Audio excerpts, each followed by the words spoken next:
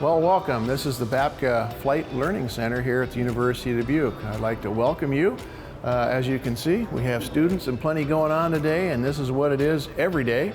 We're open 6 days a week from 6:30 in the morning until 10 at night, teaching young people how to fly. So first we'll stop at one of our simulators because simulations are really important to us. Causes us to not have to fly actual aircraft.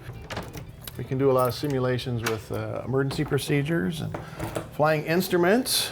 So it's a very cost-saving alternative to getting flight time where you can actually do the instruments and see what you're doing because they're all pretty much not virtual reality but 3D.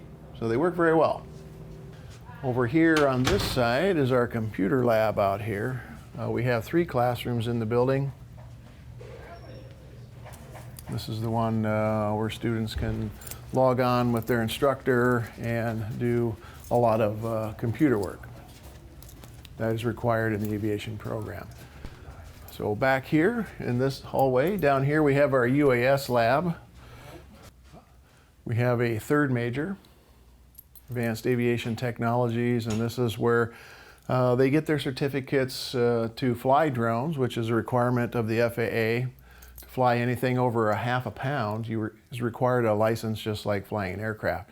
And the students build these, they construct them here, and from there on they'll go compete, and or they have some, these barrels over here and the wood stand up for stands, and they have competitions to see if they can land them in and out of there and take pictures and do whatever else you built your drone to do. So not a big program, but it's in its infancy and starting to grow. So we'll continue down this hallway of the building. We have 10 briefing rooms. This is where the student and the instructor will get together and they'll talk about the flight before they go out and fly and when they come back, or if they're just handling a ground lesson. So if you want to look in here, they have a board in which they can draw on, instructor, student, and the good thing about some of our programs is they can recreate the flight on their iPad because the aircraft download, and they can recreate it and go over any problems they had during the flight and talk about it, and so they don't do it next time. All right, this is the room with our instructors, and our instructors have cubicles. We have 2 shifts. We're open from 6:30 in the morning until 10 o'clock at night. So all of these happy, smiling folks here are instructors, most of them fixed wing. In the back is where our rotary wing instructors have an office, and then Mr. Phillips is back in the back room, and he's in charge of student engagement and takes care of a lot of things like flight accounts, where students are in the program, issuing licenses. Up here where our instructors, chief flight instructors, all have an office, so they can have time away. Chief flight instructors or assistant flight instructors give check rides to the students when they're ready to advance to the next level. Over here, this is kind of a nice little lounging area. I won't call it a pilot's lounge, but it kind of becomes like that. And then if you follow our stairs up, there's a place where students can get away and sit up there and just kind of look out at the airport, or they can also go up there for ground lessons. So we've come back around to dispatch. This is where the student and the instructor will come to get what aircraft they're flying that day. So they'll show their ID, they get the binder of the aircraft that they're going to fly, whether it's a Piper Seminole, Piper Arrow, or a Cessna 172, or a gimbal helicopter. So they show up here, and these folks issue the aircraft, and all of the time in the aircraft is gathered here, who flew it, and when they return, this is where it goes, so we can keep track of all our aircraft. Now follow me down this way.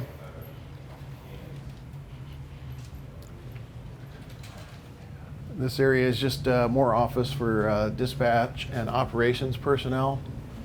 This is our conference room where we have meetings where we can get away from the general population out here and kind of gather and talk about weekly events that are coming up in the future, any special guests we have. Right now, all of the airline regionals come here.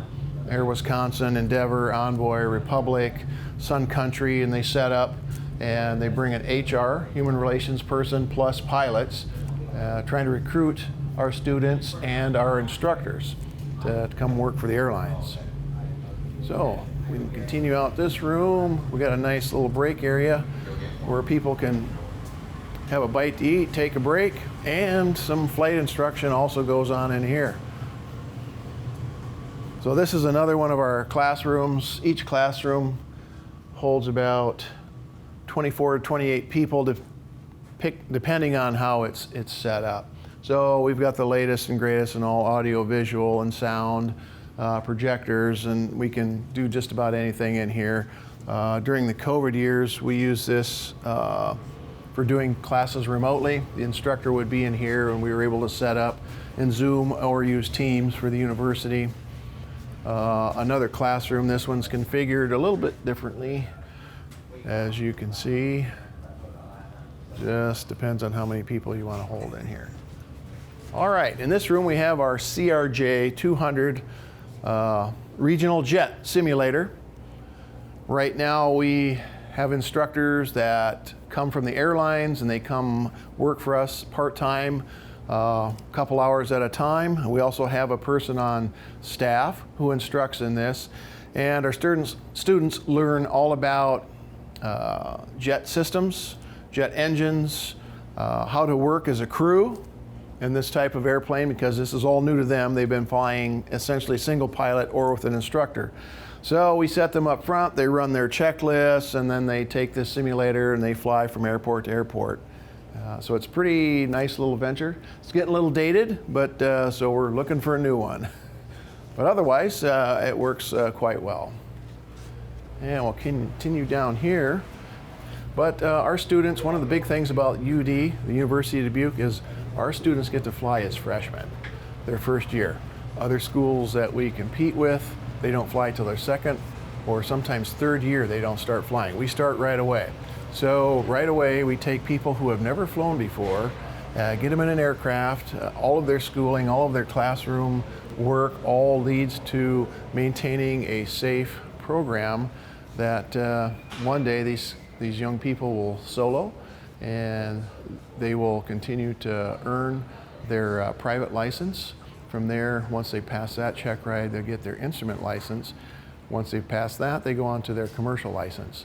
Many of them stay and get their multi-engine with us, their CFI and CFII, which means they can instruct instruments. So it's a pretty good program. It's been in business for 47 years here at the University of Dubuque, and it's grown each year since I've been here.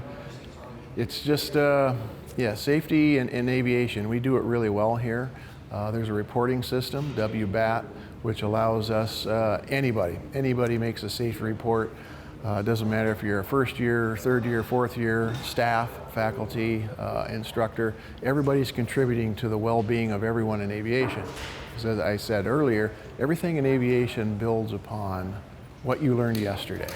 It's all about experience, it's all about regulations. So much of our program is mandated by the FAA on what we have to instruct here and what people have to know when they leave here. They have to be solid, competent pilots. Okay, well, thanks for joining me on our little tour of the Babka Flight Learning Center here at the Dubuque Airport, where UD has a great flight program set up. And if you're ever in the area, please stop in. We'd love to have you stop by and check us out in person.